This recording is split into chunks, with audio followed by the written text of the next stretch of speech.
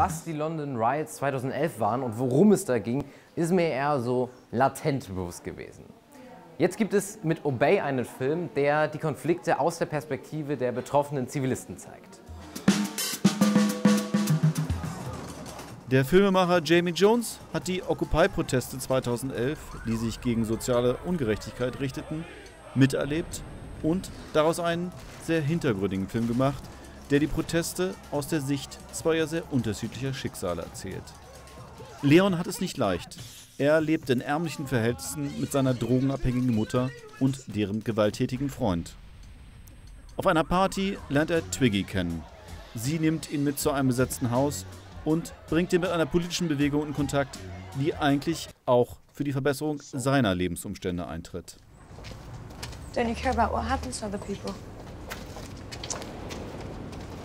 It's just life, isn't it? Twiggy, die ein kleines Haus besitzt, kennt solche grundlegenden Sorgen, wie Leon sie hat, offensichtlich nicht. Für sie ist das Politische eher Spielfeld und Abenteuer. In diesem Spannungsfeld lässt Obey seine Protagonisten aufeinander krachen und lässt den Zuschauer auch mit nicht mehr und nicht weniger zurück am Ende als einem Gefühl genau für diesen Widerspruch. You need someone who can look after you. No good for you anymore. Hey, Leon, come with us, man! Go run along to your little blonde girlfriend, yeah? Look, Twiggy, pick up the phone. Look, don't ignore me, please. Obey ist so ziemlich das Gegenteil von der britischen Arbeiter-Wohlfühlkomödie, wo klar ist, dass man das Herz nur an der richtigen Stelle haben muss und dann wird alles gut. Denn das wird es nicht immer für jeden.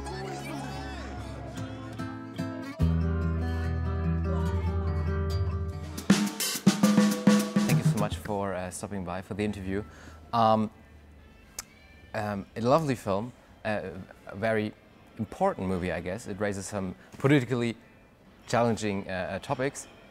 But what was your approach to the film? Why did you choose to make it this way? Why did you choose this topic?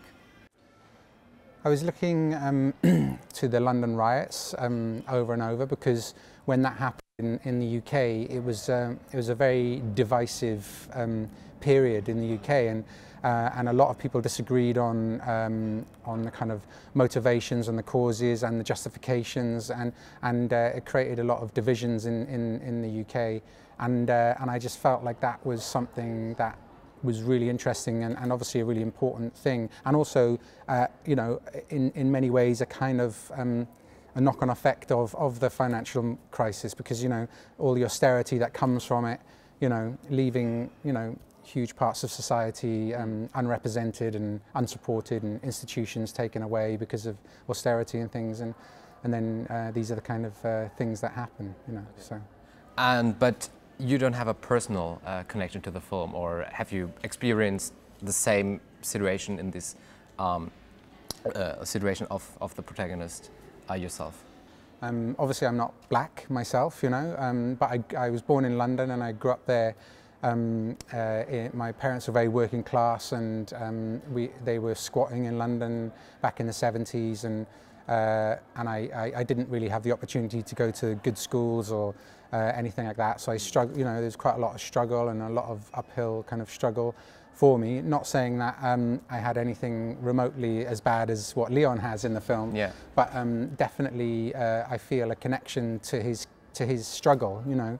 And what it means not to have a good education, and how that really holds you back, because you know, you don't have that sort of sense of entitlement, you know, when you don't have a good education, and that kind of keeps you out of the political sort of institution, you know, the way that you can engage in politics is very difficult if you haven't been given a good education. So in a way, you know, what rioting is a kind of expression, yeah, of anger, which is unfettered and uneducated in a sense, but it's still a way of saying, you know, we're not happy, basically, you know, yeah, in a very basic and directionless way, but it's still a kind of expression of dissatisfaction with the political system. Yeah, but and you said, and there was one aspect of the movie that quite fascinated me, was that the protagonist teams up with a white girl, and she's apparently from the middle class. She is educated, at least it appears that way, but she is rebelling too.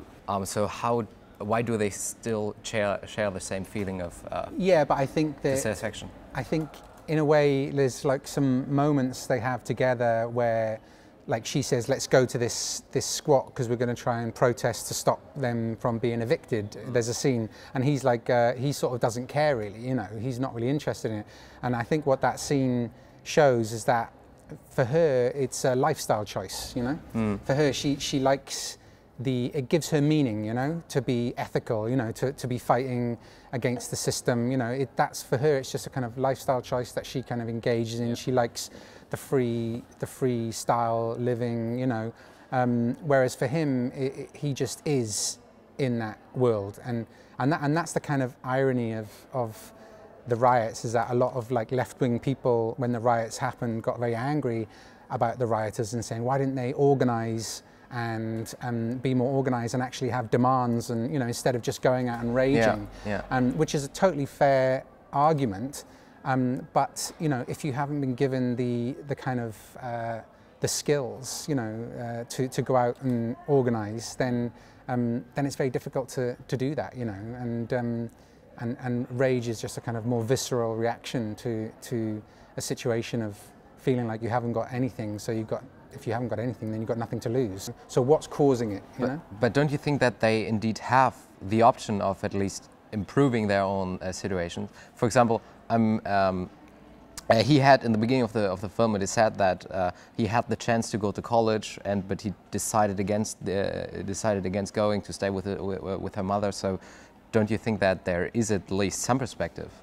Yeah, I mean, I think there's always little chances, and some people, you know, take those chances, you know, who come from like underprivileged backgrounds, and you get like these kind of stories of people who kind of do these incredible things, you know. But that's not the majority of cases, you know. That's the minority of cases, you know. They're the exceptions, you know. I love watching those films about exceptional people, and because they're great to watch and they're empowering, and you know, I enjoy that. But sadly, the majority of people basically, you know, stay where they're born, you know, and that's the kind of pattern of things, and so that's what I'm looking at basically, and because that's the reality of life, you know. Well, I think that's pretty much it. Thank you so much for your time, and enjoy your stay in Braunschweig. Thank you. Thank Lovely you. to meet you. Yeah. Thanks. You too.